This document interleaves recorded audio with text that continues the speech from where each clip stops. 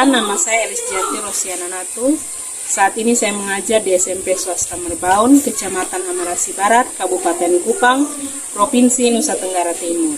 Saat ini juga saya tengah mengikuti PPG dalam jabatan kategori 2 tahun 2022 pada Universitas Pendidikan Ganesha, Bali. Saya dibimbing oleh dosen pembimbing Bapak Dr. Rai Sujenem MSI dan Guru Pamong Bapak Iwayan Surita SPD. Hari ini saya akan melaksanakan rencana aksi saya yang ketiga untuk submateri struktur dan fungsi sistem pencernaan pada manusia dengan model pembelajaran problem basic learning dengan pendekatan saintifik atau ilmiah dengan metode diskusi, tanya jawab, amati, tiru, dan modifikasi. Selamat menyaksikan. Selamat pagi anak-anak. Pagi, Bu. Baik anak-anak, kita akan memulai pelajaran kita pada hari ini. Jadi mari kita masuk ke dalam kelas kita. Silakan.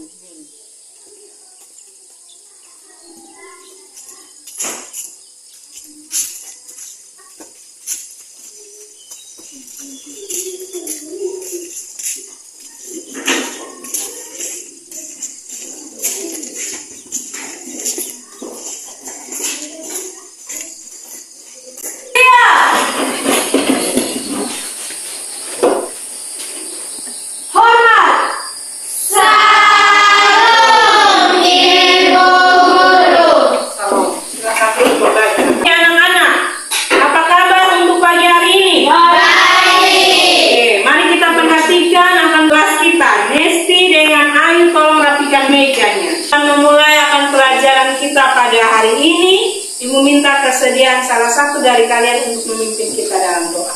Kita satu dalam kita berdoa. Bapa kami yang di surga, Bapa kami yang sembah dalam nama Yesus Kristus, Tuhan yang bersama kami. Ya Bapa, sekarang kami anak-anakmu ingin memulai pembelajaran kami pada pagi hari ini. Kiranya Engkau memberkati kami dari awal ke tengah hingga lebaran sampai baik. Kami hanya di dalam nama Tuhan Yesus kami saudarakan dan berdoa kepada Bapa di surga. Haleluya, amin. Kondisi kalian pada pagi hari ini? Sehat. Oke anak-anak, mari kita perhatikan pada slide.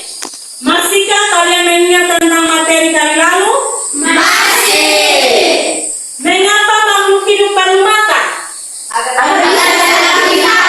Oke, agar dapat beraktivitas. Apakah kamu pernah merasa lapar? Benar. Apakah reaksi tubuh yang timbul ketika merasa lapar? Sakit perut. Perut berbunyi.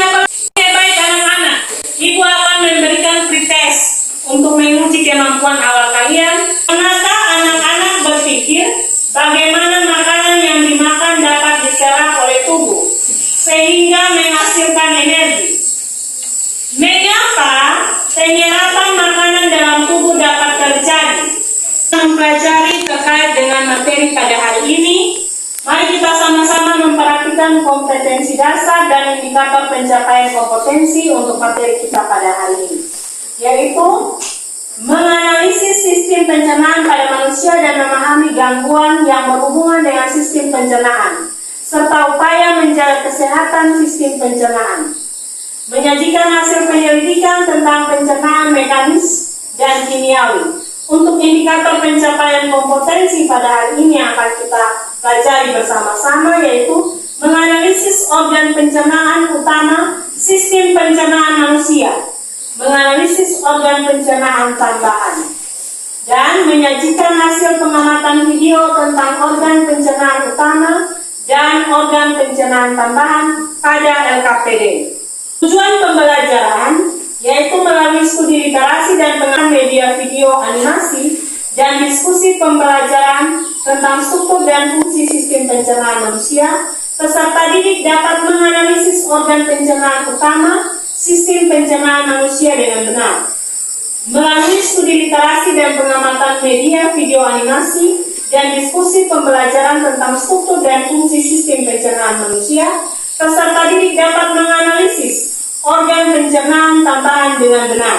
Dan yang terakhir, melalui diskusi kelompok, peserta didik dapat mempresentasikan hasil diskusi tentang struktur dan fungsi sistem pencernaan. Adapun model problem basic learning untuk pendekatan saintifik atau ilmiah, metodenya diskusi, tanya jawab, penugasan, dan teknik amati, tiru, dan modifikasi. Mekanisme pelaksanaan pembelajarannya sesuai dengan seperti biasa yang kita lakukan. Anak-anak, apakah anak-anak sudah membaca bahan ajar yang kemarin telah Ibu berikan kepada anak-anak? Sudah. Oke, terkait dengan struktur dan fungsi pada sistem pencernaan pada manusia, ya? Ya. Orientasi tentang permasalahannya, ceritanya sebagai berikut. Sandy dan Anwar sangat gemar menyantap berbagai masakan. Keduanya selalu menyantap dan menikmati hidangan yang sama. Seiring jalannya waktu, Sandy mengalami peningkatan berat badan.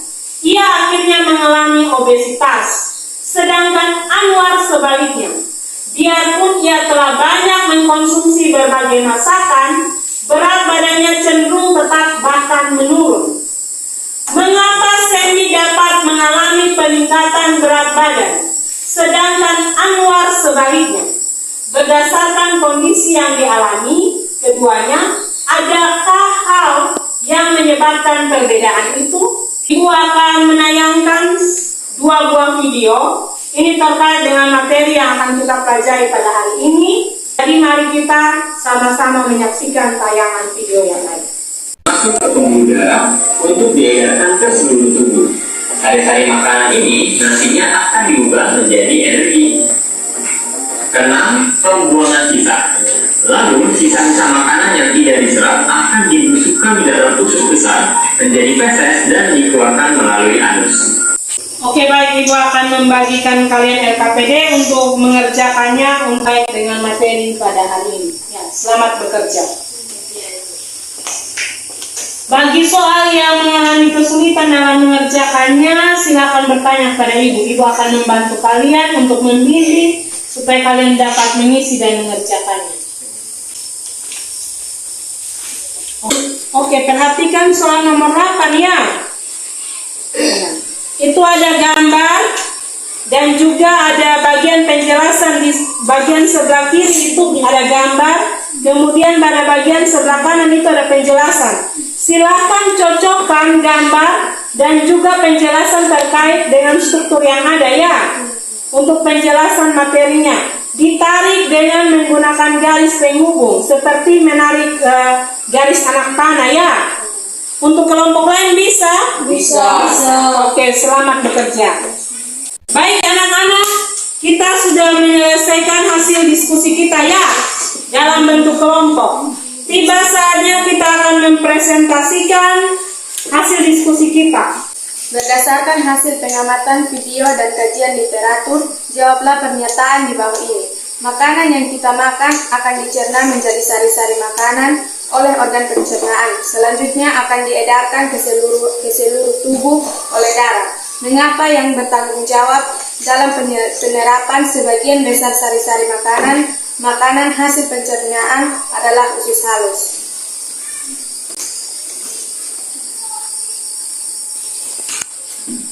Karena struktur usus halus manusia memiliki lipat-lipatan baik bagian luar maupun bagian dalam yang berfungsi untuk memperluas bidang penyerapan. Oke, baik. Berdasarkan hasil pengamatan video dan kajian literatur, jawablah pertanyaan di bawah ini. Lemak yang dikonsumsi oleh manusia dapat diserap oleh tubuh karena adanya bantuan dari geta empedu yang berwarna kuning kehijauan.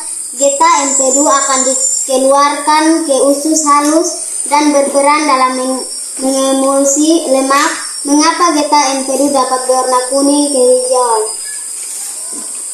Menurut kelompok kami, geta empedu berwarna kuning kehijauan karena mengandung pigmen bilirubin. Bilirubin merupakan pigmen yang terbentuk dari pemecahan hemoglobin. Oke. Tangan untuk perhatikan. Oke anak-anak, kita telah menyelesaikan akan hasil diskusi kita pada hari ini ya. Ibu minta terima kasih buat keaktifan dari kita semua, khususnya anak-anak yang telah mengerjakan diskusi kita pada hari ini. Kita akan menyimpulkan terkait dengan materi yang pada hari ini kita sudah pelajari ya. Organ pencernaan makanan dibedakan menjadi organ utama dan organ tambahan. Organ utama berupa saluran pencernaan yang dimulai dari mulut, kerongkongan, lambung, usus halus, usus besar, rektum, dan berakhir di anus. Organ tambahan berupa kelenjar pencernaan terdiri dari lidah, gigi, kelenjar air ludah, kelenjar saliva, hati, kantong, empedu, dan pankreas merupakan organ tambahan makanan. Kelenjar ini berperan membantu dalam mencerna makanan. Kelenjar pencernaan dalam proses pencernaan berfungsi menghasilkan enzim-enzim yang digunakan dalam membantu pencernaan makanan secara kimiawi. Anak-anak, ibu akan menegaskan kembali kesimpulan pembelajaran kita pada hari ini ya. Organ pencernaan makanan dibedakan menjadi organ utama dan organ tambahan. Organ utama berupa saluran pencernaan yang dimulai dari mulut, kerongkongan, lambung, usus halus, usus besar, rektum, dan berakhir di anus. Organ tambahan berupa kelenjar pencernaan terdiri dari lidah, gigi, kelenjar air ludah, dalam hal ini kelenjar saliva, hati, kantung, empedu, dan pankreas, merupakan organ tambahan makanan. Kelenjar ini berperan membantu dalam mencerna makanan. Kelenjar pencernaan dalam proses pencernaan berfungsi menghasilkan enzim-enzim yang digunakan dalam membantu pencernaan makanan secara kimiawi. Oke anak-anak, kita telah menyelesaikan akan seluruh rangkaian pelajaran kita pada hari ini. Berikan post-test untuk terakhir kalinya sebelum kita mengakhiri pelajaran kita pada hari ini. Silakan kerjakan pada lembaran kerja yang telah Ibu berikan. Soal yang pertama, pernahkah anak-anak berpikir bagaimana makanan yang dimakan dapat diserap oleh tubuh sehingga menghasilkan energi? Mengapa penyerapan makanan dalam tubuh dapat terjadi? Yang kedua, mengapa orang tua sering melarang anak-anak untuk tidak berbicara ketika sedang mengunyah makanan? Akan dikerjakan dari sekarang.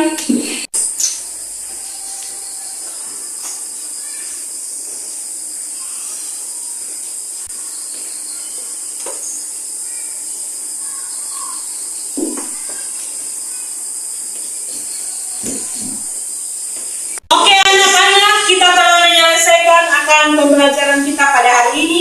Sebelumnya daripada itu, Ibu ingin bertanya terkait dengan pembelajaran kita pada hari ini ya. Bagaimana perasaan kalian mengikuti pelajaran hari ini? Senang. Oke, terima kasih. Apakah kalian menyukai model dan metode pembelajaran hari ini? Suka.